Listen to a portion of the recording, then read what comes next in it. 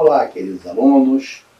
Hoje trataremos de um assunto também de extrema importância, em que vai nos mostrar, será que nós conhecemos efetivamente a palavra justiça? Será que nós sabemos o que é isso?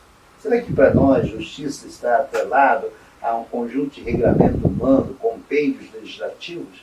Será que é isso o conceito de justiça que a doutrina vem nos apresentar? Direitos naturais. Será que nós conhecemos os direitos naturais? Então hoje nós vamos falar no tomo 2, módulo 16, roteiro 1, sobre a questão da justiça. E eu não posso falar em justiça sem não falar no nosso mestre, né? O exemplo de justiça, da prática da verdadeira justiça. Porque sim, nós acreditamos sermos justos, ou acreditamos conhecer justiça, mas também na verdade nós não a conhecemos. Porque na verdade justiça nada mais é do que ajustamento, amalgamento às leis do Criador. Não as leis do homem, mas as leis do Criador. Então, lei de justiça, amor e caridade. Na nossa concepção, do conjunto de leis que já abordamos até então, ela é a mais, por que não dizer, a importantíssima para que o homem compreenda. O homem que compreende a lei da justiça, amor e caridade, ele compreende todas as demais. Todas as vezes estão inseridas neste conceito de justiça, amor e caridade. O homem que trilha sobre essa lei, sobre a bandeira dessa lei, sobre a égide dessa lei, é um ser feliz. É esta lei que Jesus nos convida a compreender. E o homem que compreende esta lei se torna um ser feliz, encontra a verdadeira felicidade. Então não tem como falar de lei de justiça, de amor e caridade sem falar do Mestre Jesus, como eu disse. Jesus tinha um propósito mais amplo. Sua revolução não era apenas política social, mas principalmente psico-espiritual. Por que psico-espiritual? Como eu disse no início, aquele que trilha sobre essa lei, aquele que compreende e pratica essa lei, é um ser que encontra a paz, que encontra a felicidade, é um ser equilibrado, é um ser harmonioso. Por isso Jesus não se abalava ou não perdia seu equilíbrio diante das dificuldades da vida, porque entendia esta lei. Então, por que a lei de justiça, amor e caridade é a mais importante das leis naturais? Então, as leis divinas, quando nós estudamos, elas se dividem pela doutrina em 10 leis, que são as leis naturais, né? Naturalmente. A lei de adoração, lei do trabalho, lei da reprodução, lembram disso? Lei da conservação, lei da destruição, lei da sociedade, lei do progresso, lei da igualdade, lei de liberdade e lei de justiça, amor e caridade. Todas essas leis, se vocês tiverem dúvida ou esqueceram, voltem às aulas anteriores que vocês vão encontrar a definição de cada uma que nós abordamos, cada uma delas. Né? Sabe que o livro dos Espíritos fala a respeito dessa divisão? Os Espíritos esclarecem que essa divisão da lei de Deus em 10 partes é a de Moisés, e de natureza abranger todas as circunstâncias da vida, o que é essencial. Podes, pois, adotá-la sem que, por isso, tenha qualquer coisa de absoluta, como não o tem nenhum dos outros sistemas de classificação, que todos dependem do prisma pelo qual se considere o que quer que seja. A última lei é a mais importante, por ser a que faculta ao homem adiantar-se mais na vida espiritual, visto que resume todas as outras. Exatamente o que eu iria dizer aqui no final, né? Por que ela é importante? Como eu disse no início, ela abrange todas as demais leis. Né? Você não consegue compreender nenhuma dessa lei de adoração, trabalho, destruição, sociedade, se não compreender a lei de justiça, amor e caridade. Porque esta, efetivamente, quando temos consciência dessa lei, nós nos elevamos espiritualmente, nós refinamos os nossos espíritos. As demais leis, eu diria que são leis da materialidade, da encarnação, do momento em que estamos vivenciando. A outra não. A última lei é a lei sublime, é a lei da consciência, é a lei que quando o homem consegue compreender, ele dispensa todas as demais leis, ele dispensa todos os compêndios legislativo, ele não necessita de regramentos externos para cumprir essa lei, porque essa lei brota do seu ser, ela eclode do seu ser, ele tem consciência. Então, como se pode definir justiça? A justiça é um princípio moral que exige o respeito ao direito de si próprio e aos dos outros, segundo a equidade. Por equidade, entende-se o tratar todos com igualdade. Pode-se falar também de um sentimento de verdade, de igualdade, de humanidade, colocado acima das paixões humanas. E direitos naturais, como eu posso definir? São instituídos pela lei divina e igual para todos. A lei de Deus está escrita na nossa consciência.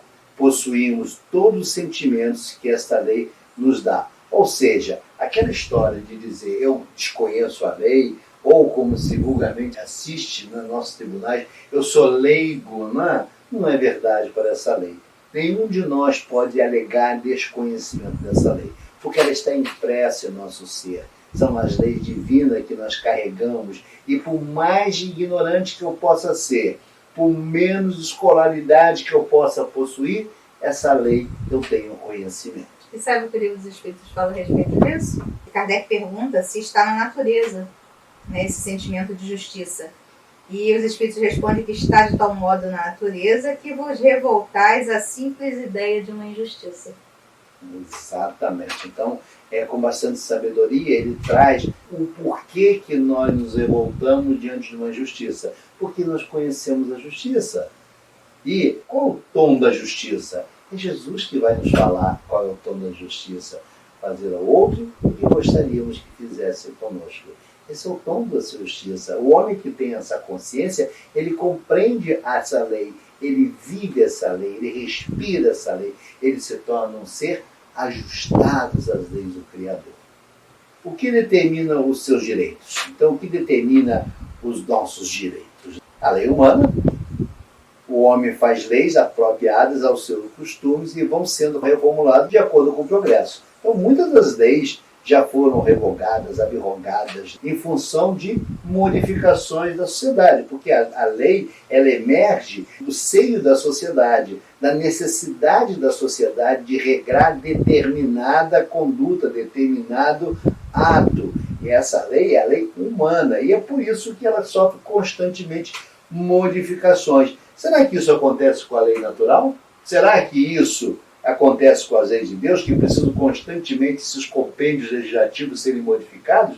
Observe que, desde que o homem começou a regrar dentro de um contexto social as suas atitudes, inúmeras modificações ocorreram nas leis e continuarão ocorrendo tantas outras, porque ela está ligada, atrelada diretamente ao progresso. Aquilo que ontem eu entendia como uma verdade, hoje eu já compreendo de outra forma. Isso tem a ver com evolução, tem a ver com maturidade. Um exemplo que se dá: ontem eu defendia a lei que autorizava você matar alguém por ter cometido um delito. Hoje eu já compreendo que não é por aí o caminho. Eu entendo que não é a força da bala, não é a força das prisões que educam, é a força da caneta, é a força do lápis, é a força do livro, é o educar o ser. Isso tem a ver com consciência. Então essas leis vão sofrendo reajustamento. Então a pena de morte no passado era autorizada,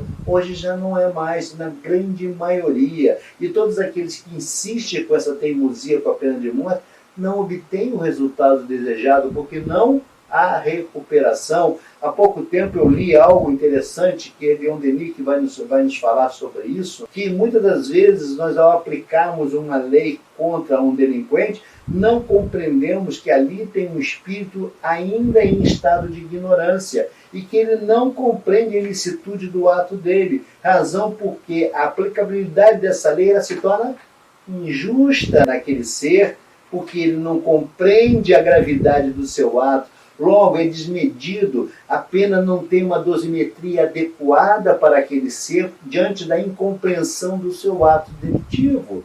Então, é preciso buscar a compreensão que é necessário resgatar o ser para que ele ganhe a compreensão. Aí sim, nós vamos aplicar a lei adequada à sua capacidade de compreender. O exemplo que é dado comumente é da criança. Como eu posso infligir a uma criança de tenra idade uma penalização extremamente grave se ela não compreende a ilicitude do seu ato?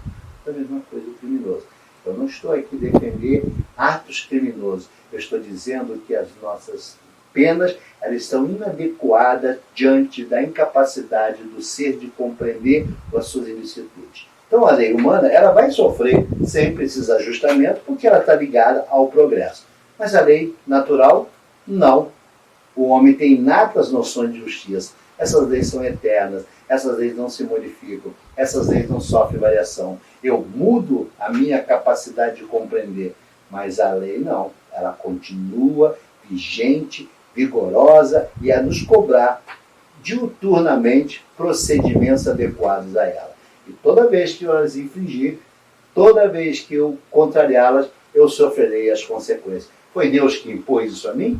Não. Deus tem as suas leis para poder o homem compreender a ilicitude dos seus atos. Quanto à lei natural, o Cristo disse: o critério da verdadeira justiça e do limite é, de fato, desejar aos outros o que se deseja para si mesmo. Então está aí Jesus nos dizendo qual é o sentido de justiça. Você quer saber se o teu ato é lícito ou ilícito? Olhe por essa forma. A forma que Jesus está nos apresentando, se coloque no lugar do outro. E se essa atitude que você está praticando te fere, com certeza é uma atitude injusta, é uma atitude contrária à lei. Deus não poderia lhe dar um guia mais seguro do que a própria consciência. Então a nossa consciência que constantemente está fazendo as revisões de nossas atitudes. Basta ouvi-la. Basta parar para ouvir a nossa consciência. Então aquela história de eu não sei o que eu estou fazendo, isso não é verdade. Você não quer ouvir a sua consciência, porque a sua consciência é o seu verdadeiro julgador, a sua justiça é esse julgador constante que faz a aplicabilidade dessas leis naturais para que você compreenda a ilicitude do seu ato ou a licitude do seu ato. Então qual é o primeiro de todos os direitos naturais do homem? Qual é o primeiro direito natural de todos os homens? Você se arriscaria a nos responder? Vamos ajudar? O de viver. Por isso ninguém pode tirar a vida. Então é o primeiro direito, é o direito inalienável, o direito à vida. A minha é do outro. Então o conceito de justiça varia nos indivíduos, segundo o desenvolvimento que neles alcançou esse sentido. Foi o assunto que eu trouxe de Leon Denis, da inadequação da lei. Por quê? Porque ela está associada diretamente ao desenvolvimento que o indivíduo alcançou.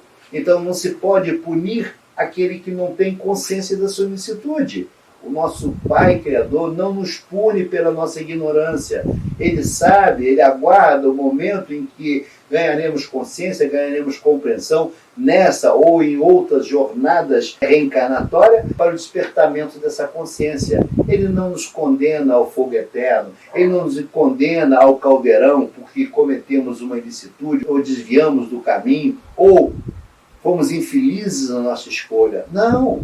Ele aguarda o momento de nossa maturidade para que haja esse despertamento de consciência. E aí sim, nós vamos, através desse despertamento, se infringirmos a lei, sermos punidos com a severidade da lei. Kardec também perguntou isso, né? Porque, em sendo uma lei da natureza, por que nós entendemos elas de modos tão diferentes? E os espíritos esclareceram que a esse sentimento de justiça se misturam paixões que o alteram, como sucede a maior parte dos outros sentimentos naturais, fazendo que os homens vejam as coisas por um prisma falso. Exatamente. Toda vez que a paixão se apresentar no cenário, a razão ela vai sair de cena. A paixão não é um guia confiável, necessário. Sim, é através da paixão que vamos nos impulsionar ao progresso. Isso indiscutivelmente. Até eu creio que já abordei sobre esse assunto.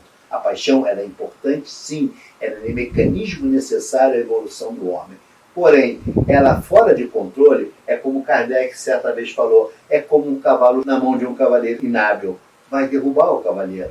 Então é preciso que você tenha no consciência que a paixão é necessária, mas sob as rédeas, sob o freio, sob o controle. Então, quando as nossas leis estão envolvidas em paixões, elas não produzem justiça, elas produzem injustiça. Nenhuma sentença é justa quando está envolvida em paixões, quando aquele que vai proferir uma sentença, seja que nível for, esteja envolto em paixão.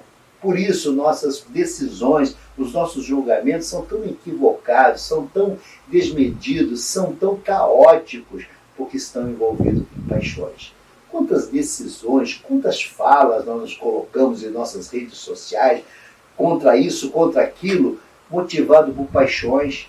E aí eu pergunto, tem validade essa expressão? Claro que não, porque daqui a pouco eu mudarei esse pensamento, daqui a pouco eu trairei esse meu discurso, porque esse discurso está envolto em paixões. Então vivemos sob o domínio de leis sociais necessárias ao desenvolvimento espiritual, pois elas estabelecem os limites, disciplinam a conduta do ser humano. Então não se pode compreender uma sociedade sem regramento, não há como.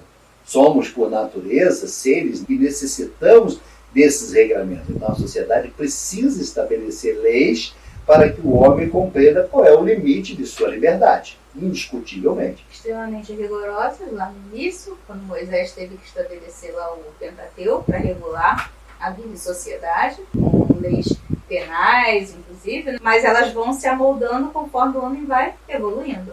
Exatamente. Então, promove o equilíbrio e a harmonia na convivência cotidiana. Então, as leis, elas têm esta finalidade de estabelecer o quê? O equilíbrio, a harmonia dentro de um contexto social. Para isso, existem as leis humanas, os regramentos humanos, como ela bem citou, são os exemplos das leis de Moisés. As leis mosaicas, elas foram necessárias na condução de um povo. Por isso, nós vamos encontrar no Velho Testamento tamanho rigor nas suas colocações. Elas vão desde regramento de relações pessoais até mesmo de higiene, de divisões, porque eram leis necessárias para a condução de um povo bárbaro, um povo desregrado, um povo que sai da escravidão para encontrar a sua liberdade. Então era necessário regramentos. Abre-se um parênteses, um dos grandes problemas da abolição da escravatura foi o quê? Você traz um povo, escraviza esse povo, e depois você os liberta sem trazer um regramento a esse povo. O que aconteceu?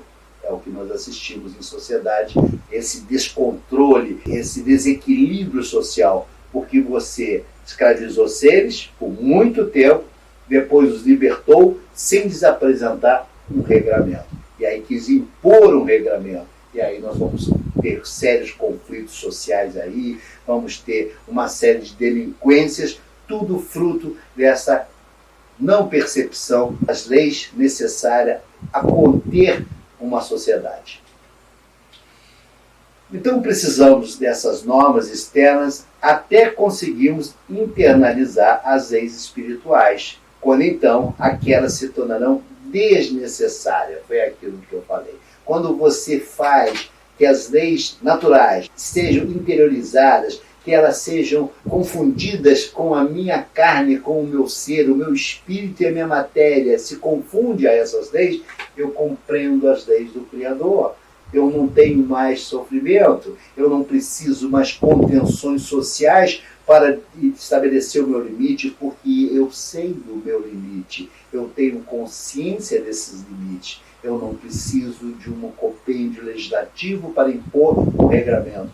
Naturalmente, eu conheço as leis do Criador. Porém, quando a lei interna é moralmente inferior à lei externa, ocorre um embate, cujas consequências exigirão um processo educativo para o desenvolvimento espiritual. Em outras palavras, eu estou te dizendo que quando essas leis internas são inferiores às leis externas, ou seja, as leis sociais são superiores à minha compreensão, o que acontece? Sofrimento. Aí o entregador bate a nossa porta. Exatamente. Lembra do velho amigo entregador? Ele vai te visitar, ele vai fazer com que você tenha um reajustamento, uma reeducação. Quando não, você é levado de volta ao educador. educandário, para que você possa corrigir as suas imperfeições, para que haja o equilíbrio das leis do Criador no seu interior. Então, quando há uma solicitação forte e eu não compreendo as leis interiores, não estou internalizado com as leis naturais, eu vou criar embate, eu vou criar sofrimento, eu vou criar atrito, eu vou criar choques. E quando isso acontece, traz sofrimento a mim, que sou o infrator, e quando não, a todos que estão à minha volta. E eu trago para vocês aqui algumas peculiaridades do Tribunal de Osíris, lá dos egípcios, né, que eu acho muito interessante, e vejo se não tem uma similitude com alguém que conhecemos. Nesse julgamento, quando os indivíduos encarnavam, eles teriam que se apresentar ao Tribunal de Osíris. Então a alma teria que fazer a seguinte afirmação, em sendo reconhecido como verdade, entrariam no reino celeste. Então observa a responsabilidade que era legada a essas almas ao se apresentar neste tribunal e a severidade. Eu teria que dizer sim, um não me autorizaria a entrada. Então ele diria, disse-vos a verdade, destruí por vós a mentira? Será que nós passaríamos nesse tribunal? Não cometi fraude alguma contra os homens? Será? Não menti diante dos tribunais. Não conheço a má-fé. Não atormentei as viúvas. Não pratiquei atos reprováveis. Não fiz executar pelo chefe dos trabalhadores mais do que diariamente devesse fazer. Não fui negligente. Não fui preguiçoso. Não fiz o que era abominável aos deuses. Não intriguei o escravo com seu senhor. Não fiz criança chorar. Não matei. Não ordenei a morte por traição. Não roubei a ninguém. Dei de comer ao faminto, de beber ao sedento, de vestir ao nu e uma barca ao que não tinha meios de continuar a viagem. O que meu coração ditou, jamais deixei de cumprir. Será que nós passaríamos esse tribunal? Olha, são os antigos. Olha, são as escolas iniciáticas que vão nos apresentar esse tribunal e que é muito semelhante àquilo que a doutrina vai nos explicar, que vai nos orientar, que vai nos dizer qual é o senso de justiça. O homem que faz essa afirmação, o espírito que faz essa afirmação, com certeza vai granjear a felicidade. Não é os céus, como alguns acreditam, porque sim, o céu está dentro do interior de cada um de nós. Essa felicidade vai eclodir necessariamente se eu souber responder afirmativamente toda essa aquisitação que é apresentada. Tenho certeza, meus irmãos, muito poucos de nós conseguiria ultrapassar essas questões, quando não, eu não vou ser exigente de todas, mas alguma delas sem tropeçar, porque nos falta a consciência, nos falta essa compreensão do que é justiça, o que é viver ajustados às leis do Criador. E, naturalmente, quando qualquer uma dessas afirmativas for respondida de forma equivocada, ou temerária, ou em dúvida, com certeza eu acarretarei a infelicidade para o meu ser. Então, em resumo, justiça é honeste viver honestamente, alterum non ledare, não ofender ninguém, sum quic triburi, dar a cada um o que lhe pertence. Esses são ensinamentos, uma escola de quem? O piano, um jurisconsulto romano, que vai nos apresentar qual é o caminho da felicidade. Viva dentro desses princípios, viva dentro desse regramento, que você não necessitará de nenhum compêndio jurídico para conduzir a sua vida. Aprenda a viver honestamente, não ofender a ninguém, dar a cada um o que lhe pertence. Pronto, aí o segredo da felicidade. É diferente que o mestre nos ensinou? É diferente que é dito lá pelas escolas iniciáticas? Claro que não. Aliás, a escola iniciática nada mais são do que convidar o homem a esse despertamento. Eu diria, a doutrina espírita também é uma escola iniciática que convida o homem ao seu despertamento, que convida o homem a essa compreensão. E aí, em resumo, eu diria, quando as leis puderem ser suprimidas, é sinal que os homens atingiram a essência divina. E que leis é essa que eu falo? As leis humanas. Então, quando essas leis humanas elas se mostrarem absolutamente desnecessárias, nada mais forem do que compêndios pendurados em nossas prateleiras, a ganhar poeira, eu atingi a perfeição, eu atingi a essência, porque as leis humanas, elas são variáveis, elas são efêmeras, as eternas, as verdadeiras leis, elas são as leis divinas, que deve estar impressa e revista constantemente em nosso ser, para que possamos encontrar a verdadeira felicidade prometida pelo nosso Mestre Jesus. Não os céus, como algumas doutrinas pregou, mas sim a verdadeira felicidade, a verdadeira libertação do espírito que atingiu essa compreensão, atingiu esta verdade. Como o Mestre sempre nos advertiu, conheça a verdade vos libertará. Essa é a verdade que nos liberta. Seja um ser amoroso, caridoso e justo, e será um ser feliz.